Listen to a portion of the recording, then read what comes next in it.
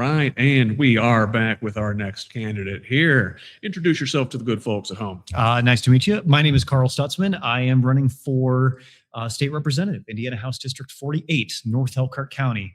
Basically, the whole half of the county right up to the state line. So, all right, the very top of the state.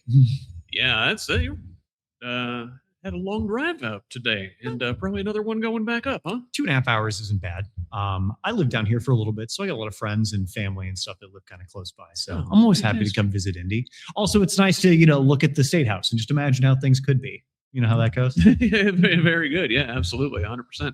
So, what was your inspiration for running for office and state house in particular? Why are you throwing your hat in the ring this year?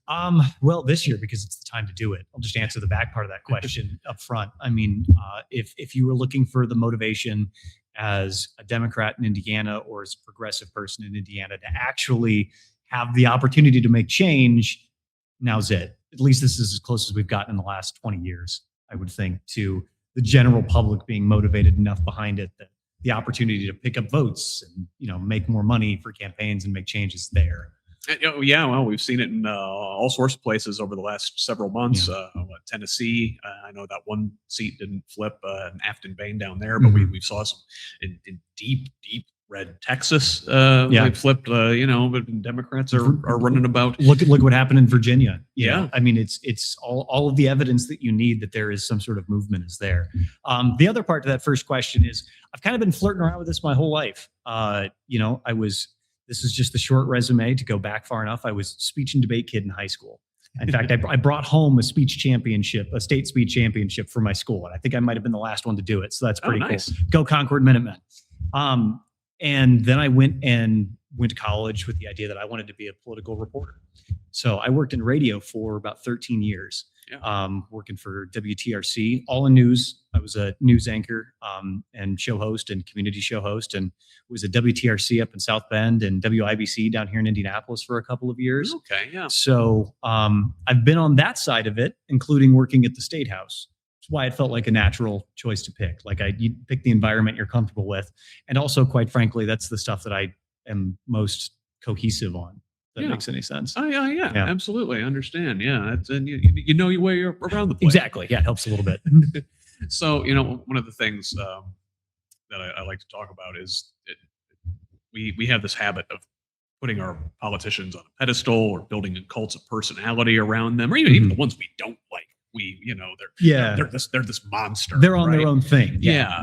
But like everybody involved is a regular person in some way and brings their own baggage or experiences or knowledge set to the table. What is something that you have struggled with that has influenced your outlook on life? That's a really, really good question. There's a lot of depth on that one. I grew up in a house with a mom who worked at the hospital, physical therapist aide, 40 plus hours a week. She worked in the same department for 30 some years. She only just retired. And a father who was a disabled veteran. Yeah. And because of his disability, even though he wasn't really recognized as disabled by the government, everyone has their fun VA stories. In my case, it involves my dad, working around pest control in the military, and then that poisoning his kidneys, and then having to have a kidney transplant, and the kidney transplant caused cancer. And then we had to work with our local congressional office just to be able to get him the care that he needed by the time, he was dealing with the cancer. So as I've gotten older, as a kid, you just kind of live in the environment that you live in, right? Everything feels normal. As an adult, my perspective on that changed a little bit. The sacrifices that my father made, or the things that we went without as a family because of those sacrifices that he didn't want to make, but had to make because of where he was. And then you balance that with, well, how does the system support people like my family who's struggling to make ends meet, or really only has one person in the family who can work, but also 3 kids and is living in a trailer and is trying to make their life go by. And the older I got, the more the perspective on, it's not the who to blame, but people get into those things. Like you get into a certain part of your life and you're like, who's responsible for me getting here? And the answer is we're all responsible for getting ourselves places where we go, but there are things along the way that can make it harder to live in those circumstances. And that has shaped me quite a bit. just understanding that the challenges that every individual person faces cannot be written on their face for you to see the second that you look at them. And underneath and behind all of that is some sort of deeper thing that every individual person is battling with. And when you understand that, and empathy kicks in, immigration, school vouchers, all of these things start falling into all of those little places that affect the minute pieces of people's lives that either make it difficult to live or hard. Right. And government can either help with those things or or make it worse. So those horrible VA stories like you're talking about, you can put hurdles in people's way. And that's, it kind of feels like that's what, not to hijack the conversation, take that way, but I mean, last 20 years of Indiana policies. What has it been? It's been slowly taking things away that we have over generations painstakingly built and afforded to ourselves. And now we're just taking hacksaws to some of those foundations. And then the constituents are all looking around looking for answers as to why it is. And the answer is there's no challenge, there's no change, there's nothing to force these people to try and be better or do better. If they remain in control, they're just going to do what they want. Absolutely. So, heavy topic. Let's take a little detour, do something a little bit fun. If you were a fictional character, which fictional character would you be? Or, if you don't want to go there, which fictional character would you like to be? What fictional character would I like to be? Star Trek's on my mind because I think you had a couple of interviews you're going to get this from, but we were talking about it out in the hallway. I would really love to be Spock. Like he's the guy that, because the false narrative of the Star Trek world is that Vulcans don't have emotions and that they don't feel feelings, right? But the truth is it's not. Those feelings and those emotions and everything are so intense, but right on the surface is just that duck swimming on water. You can't see what's happening underneath because they for the sake of the Vulcans, because they'll go crazy and Ponfar and a bunch of stuff. But I like to think for human beings, what it is that being a reporter, being someone who people call a lot. And I've been that person regardless whether or not I'm running for office or whether I was in the news. When people have questions, they call me, or when they have things that are happening in their life, they call me. And being that person is great. And all of that sits underneath. And then right there on the surface is supposed to be calm and collective and look at these issues with sort of that calm mentality or level-headedness that everyone wants in politics these days. So I don't know if I am like him, but in that aspect, I would at least like to be like him. Well, and in many ways, I think progressives like ourselves get painted as like overly emotional, or something like that, or we're more concerned with human stories and people's dignity and whatever and whatnot. Republicans are cold and just concerned about the bottom line, but find out in many cases that doing the right progressive human thing is actually more cost effective as well. Well, it's not even cost effective. It actually, all of us are human. All of us have the same wants and desires and needs. We're all trying to live basically the same sort of lives, which is go out into this world and somehow, against all odds, survive and succeed, given everything that's in front of us. And that's not Republican or Democrat. That's not liberal or conservative. And the issues that fall into there, you fall into where you fall in because of the community that you're in and the voices that are around you and the way that you've heard that perspective. But when it comes down to solving the things that are actually in front of you and affecting your day-to-day life, most people drop that line. And that's the area where I like to fit into. It's like you said, everyone likes to think of liberals being overly emotional, but Spock on the outside, like, the whole ship's falling apart and he's just, telling the captain that, whatever scientific thing is happening that he needs to know that's factual and true is what's out there. So it's a fun character. So, on the Enterprise, there were all sorts of different unique personalities, right? Now how to get along. Oh, I got to show this off. Hold on, truth, just so people know that I know what I'm talking about. I've got the Star Trek insignia. Anyway. So, but a lot of unique personalities, interpersonal dynamics that one has to navigate. Well, what are your views on interpersonal relationships with colleagues at the State House, be it between Democrats or be it Republicans across the aisle? You're going to go in there and be everybody's buddy. You're going to be combative. You know, you go to cocktail hour across the street. You know, just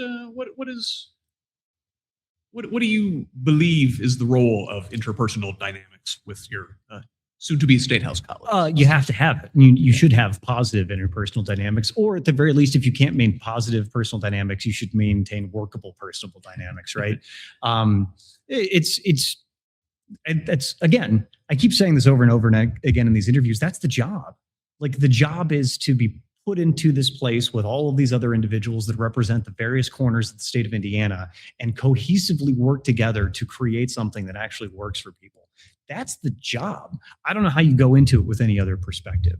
I mean, there are some representatives that deserve to be have someone be combative with them, if that makes any sense. There are always plenty of people that deserve to have someone who kind of holds their feet to the fire, says, why are you standing up for this? Why are you believing that? And yeah, sure, I absolutely do that. But remember, I'm a journalist at my heart. I'm bigger about letting other people see who you are by the actions that you take. Yes. I don't need to tell you how. I don't need to tell people if someone's not a good representative or isn't doing their job. I'm just going to let them I'm going to let that person tell them in their own unique way.